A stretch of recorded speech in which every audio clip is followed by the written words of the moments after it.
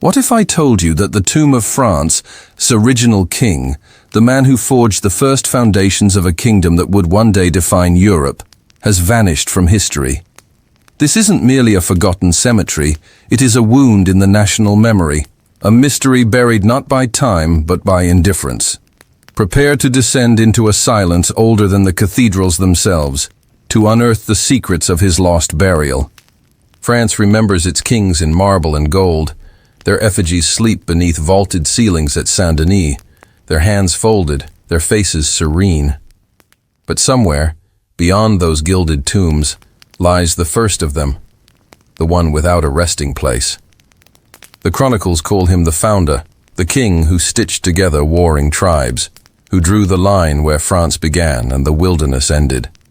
His name carved the path for Charlemagne, for Capet, for every crown that followed, yet his grave is missing, erased as though the soil itself conspired to forget.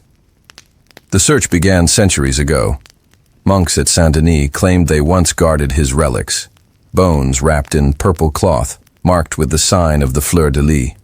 Then came the wars, the fires, the revolutions that tore abbeys apart and scattered saints and kings alike.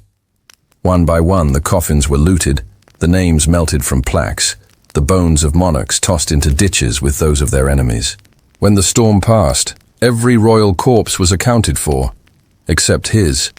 Was he hidden by loyal hands to protect him from desecration, or did the earth reclaim what history refused to honor? Some whispered that his body was never buried at all, that his followers set him adrift upon the Seine, a royal funeral to nowhere. Others believe the grave still exists, buried beneath an unmarked field outside Paris, sealed under centuries of mud and myth. The truth remains buried with him. But when modern archaeologists unearthed fragments of a stone sarcophagus near Saint-Denis, its carvings older than any Capetian, questions stirred once more. Whose bones were those? Whose name had been chiseled away? If you listen closely, the French countryside still hums with echoes of that question. Beneath vineyards and villages, under layers of war and faith, lies the shape of a tomb that should have crowned a nation's memory. Tonight we open the ground again. We listen for the king who was forgotten, and the silence that still holds his name. Paris, in the centuries that followed his reign, became both shrine and sepulchre. The Seine wound through its heart like a vein carrying the blood of memory, yet memory itself began to clot. The city forgot where its first king slept. Cathedrals rose over older sanctuaries, stones were stolen, reused, renamed. The capital, which he had once dreamed into being, slowly buried him beneath its own ambition. By the 12th century, Saint-Denis had become the necropolis of France, a place where kings were embalmed not only in gold, but in story. Pilgrims knelt before marble faces of monarchs they would never meet. But one tomb was always missing from the line, an absence so familiar that it ceased to seem strange. Chroniclers wrote, "He who began the line rests where God wills." It was both faith and surrender. During the 100 Years' War, when English soldiers looted relics for ransom, even the monks of Saint-Denis could not remember which bones were which. Lead coffins were opened, emptied, refilled. Royal skulls traded places like actors changing masks. The founder's grave, if it had been there, vanished in the shuffle of piety and chaos.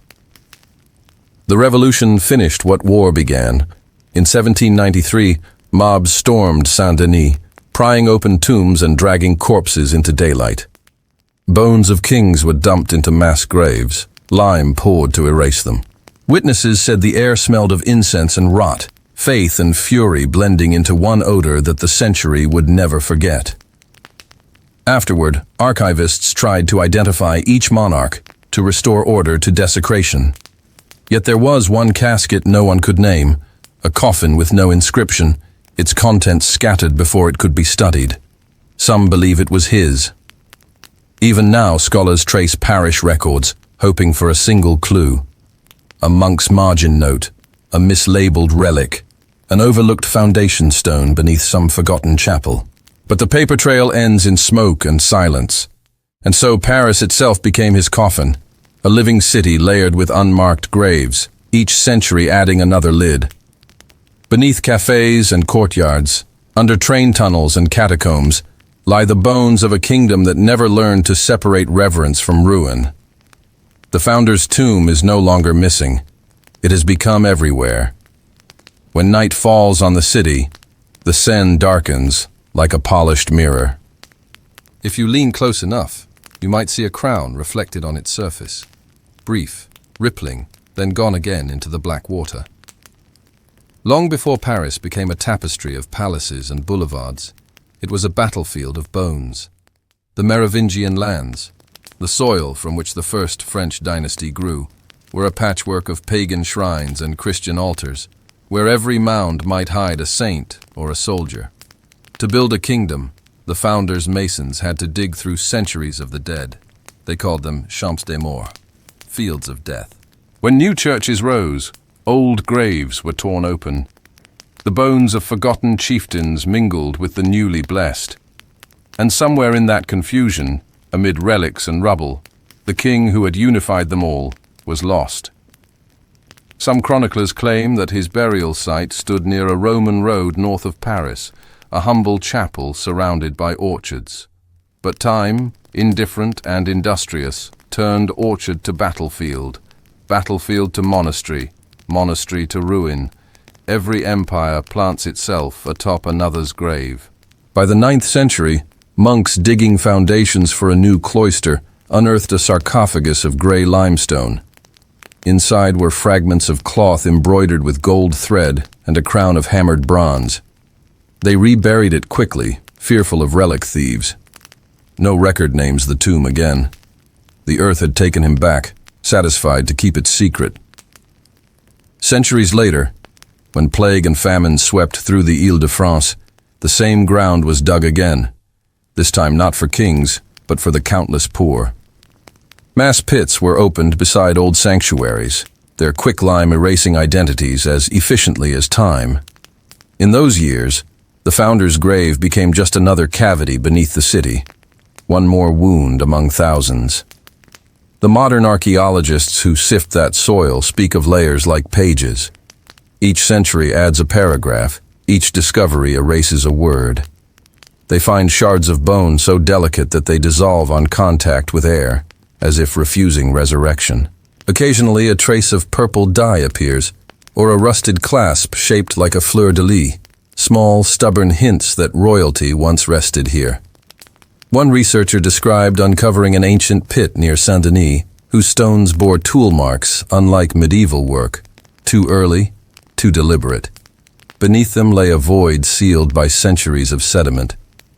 When they lowered a camera into the darkness, the image flickered, stone walls carved with faint crosses, a hollow large enough for a sarcophagus long removed. No bones, no artifacts, just emptiness shaped like a tomb. Perhaps that is all history ever leaves us. Outlines of what mattered, space where meaning used to breathe. The diggers of the past unearthed a king and buried him again without knowing. The diggers of the present search for a void and call it discovery. Beneath every foundation in France, the pits remain, layered not with corpses, but with questions. Each spadeful of earth lifts another rumor into the light, another whisper asking where the kingdom truly began, and whether its first crown was meant to be found at all. Every monarchy leaves a shadow, but his was longer than the reign itself. He was called the first king of the Franks, the bridge between barbarian and Christian, the man whose sword baptized a nation. To later dynasties he was both ancestor and ghost, too ancient to worship, too essential to forget. And so, in paintings and chronicles, he was reborn again and again, each century remaking him in its own image. Medieval illuminators dressed him in robes that never existed, placing him beneath Gothic arches built 500 years after his death. To the Capetians, he was a saintly warrior. To the Bourbons, a divine predecessor. When the Revolution came, he became proof that even sacred blood could be spilt. Yet in all those reinventions, no one could point to where he actually lay. The idea of him outlived the man. Rumor claimed his relics once rested in a marble shrine at Saint-Denis, sealed beside his queen. Pilgrims swore that candles near their tomb flickered by themselves, a sign that the royal pair still blessed the nation. But when the abbey was desecrated in 1793, no such shrine was found. Only an empty niche in the wall and a fragment of inscription, Hic requiescit, here rests, and nothing more. Some believed his remains had been spirited away long before, hidden by monks during Viking raids. Others argued they had been moved under order of later kings, folded discreetly into a new royal ossuary to consolidate divine legitimacy. There are even whispers of a reliquary sold during the wars of religion, its bones mixed with others and scattered across Europe's private collections. Monarchy reduced to trinkets. In the 19th century, Napoleon's archaeologists searched the ruins of early Merovingian churches, hoping to claim the founders' relics for the empire. They found sarcophagi by the dozen, their occupants unmarked. One, discovered beneath a vineyard near Reims, contained a single golden brooch shaped like a fish, the oldest Christian symbol in Gaul. It was dated to the exact century of the lost king. The find was quietly taken to the Louvre and labeled Merovingian unknown. The label has never changed. He survives now not in body, but in inheritance. The fleur-de-lis stamped on coins, the rhythm of coronation oaths, the notion that power descends through sanctified blood. Even republics in their pageantry mimic his ritual, citizens raising hands where once they knelt. The royal shadow stretches over every monument in France, in every crown carved above a doorway, in every procession through the streets. He moves unseen, the absent monarch who still presides. His tomb may be lost, but his outline governs the imagination, the silent architect of a nation that still kneels to its own reflection. When the revolution's fury faded and the bells of Saint-Denis rang again, they tolled not for kings, but for a republic born from graves. The abbey's crypts had been ransacked, its relics burned or sold, its altars stripped to bare stone. Yet in the quiet afterward, the absence of the founder echoed louder than any sermon. France had severed its head from its crown, and the space where his tomb should have been became a mirror reflecting that loss. The monks returned years later to rebuild what centuries had destroyed. They cleaned soot from statues, mended broken effigies, gathered scattered bones into labeled boxes. The project was part archaeology, part atonement. Each skull catalogued, each rib numbered, a nation reconstructing faith through inventory. But of all the coffins reassembled, none bore his name. The oldest king remained unclaimed, his grave as elusive as the origin of the monarchy itself. Historians debated whether he had ever been buried at Saint-Denis at all. Some claimed his final resting place was in Reims, the cradle of French coronations. Others pointed to Tours or Soissons, where Merovingian ruins still sleep beneath vineyards. The theories multiplied like prayers, each promising revelation and delivering only dust. The truth lay scattered across archives, fragments of parchment eaten by time. In 1824, workers repairing a cloister wall discovered a sealed chamber no larger than a crypt. Inside was a single stone slab inscribed only with a faint cross. Beneath it, traces of cloth dyed imperial purple clung to bone turned the color of candle wax. Scholars argued for months. Was it him or merely another forgotten noble? The remains were reinterred quietly, with neither crown nor proclamation. France preferred uncertainty to admitting it had misplaced its beginning. The bells rang again that winter, but their tone sounded different, hollow as if striking through centuries of guilt. Tourists came to Saint-Denis to see the line of royal tombs restored in gleaming marble. Guides spoke proudly of continuity, of heritage preserved. Yet visitors often lingered at the empty niche near the altar, the one space without inscription. Even those who did not know its story felt its gravity. Something, or someone, was missing. By night, when the basilica closed and candles guttered, monks said they heard a faint knocking beneath the floor, like the restless echo of stone shifting. They called it the founder's impatience. Perhaps it was only the settling of old masonry. Or perhaps it was the reminder that France still prays above an unmarked grave, its faith ringing hollow until the first king is found. In that silence, heavier than history, the bells wait for a name. In the summer of 2021, the ground beneath Saint-Denis trembled again. Not from revolution this time, but from the quiet rhythm of archaeology. A new excavation sought to map every forgotten burial within the ancient basilica. The team expected ordinary discoveries, monk graves, relic fragments, perhaps a misplaced reliquary. What they found instead reopened the oldest wound in French history. Beneath the nave, at the intersection of Roman foundations and medieval brickwork, lay a collapsed void sealed by rubble. Infrared scans revealed the outline of a chamber, rectangular, precisely measured, unlike any known royal tomb. When they cleared the entrance, stale air poured out, smelling faintly of stone dust and candle smoke. Inside were remnants of a sarcophagus shattered long ago. Its lid bore only a partial inscription, Clo, Rex. The rest had been hammered away. The bones inside were fragmented, mingled with earth, yet several pieces bore traces of purple dye, the imperial color reserved for early Frankish royalty.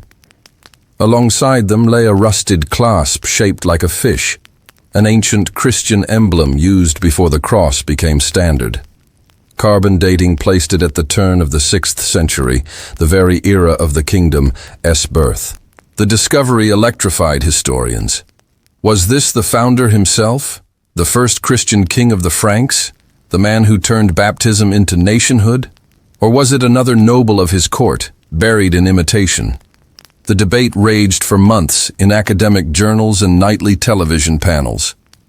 Politicians weighed in, eager to claim divine ancestry for the republic that had once denied it.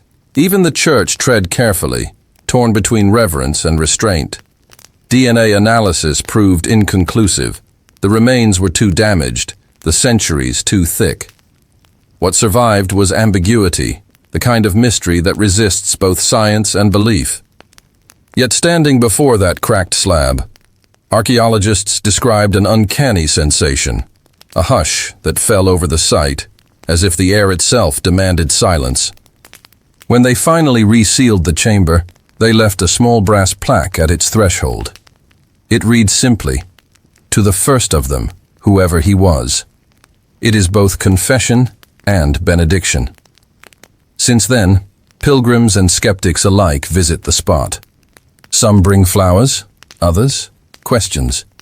Children press their ears to the stone, hoping to hear a heartbeat still echoing from the Age of Kings. The Basilica guides never call it a tomb, they call it the place of beginnings. Perhaps that is enough. Whether those bones belong to a sovereign or to the memory of sovereignty itself no longer matters. France, built on legend as much as law, finally has a grave to kneel before. A grave that reminds it how every empire begins in faith and ends in forgetting. In the hush of Saint-Denis, the brass plaque gleams faintly beneath the dim lights, neither triumphant nor mournful, just honest. To the first of them, whoever he was. It is perhaps the truest sentence France has ever written. For centuries, kings had believed their names were eternal, carved into stone and sung in churches. Yet here lies proof that even the beginning of monarchy can dissolve into anonymity. The founder's missing tomb is more than an accident of archaeology. It is a parable. Beneath the marble effigies and national myths lies a truth that monarchs and republics alike struggle to face. That time is the one sovereign no crown can command. The man who baptized a kingdom, who turned conquest into faith, now rests nameless beneath the same earth as peasants who never knew his face. The divine right of kings ends, as all rights do, in dust. And yet, his absence speaks louder than 1,000 monuments. The missing grave became a mirror in which France sees itself reflected. A nation forever torn between reverence and reason, between the urge to sanctify and the need to forget. Every generation rediscovers him under a different name: warrior, saint, tyrant, founder, ghost. but none can bring him back. History does not resurrect, it remembers imperfectly. Modern visitors walk through the basilica unaware that the floor beneath them carries centuries of bones, stacked and mingled beyond hierarchy. Royal femurs beside peasant skulls, bishops beside servants. Even the founder's dust, wherever it lies, has joined them. The kingdom he built has finally achieved equality, only in ash. Outside, the bells of Saint-Denis toll the hour. Their sound rises over the northern suburbs of Paris, echoing between apartment towers and railway lines.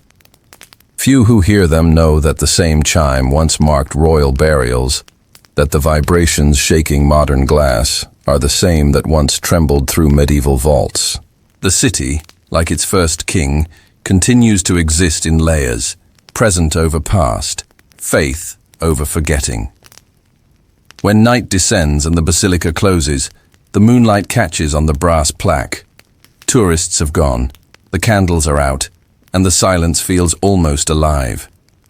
If you listen closely, you might hear the faintest murmur beneath the stone, not words, just breath, as though the founder himself still lingers, nameless yet unforgotten, watching the country he began stumble through its own immortality.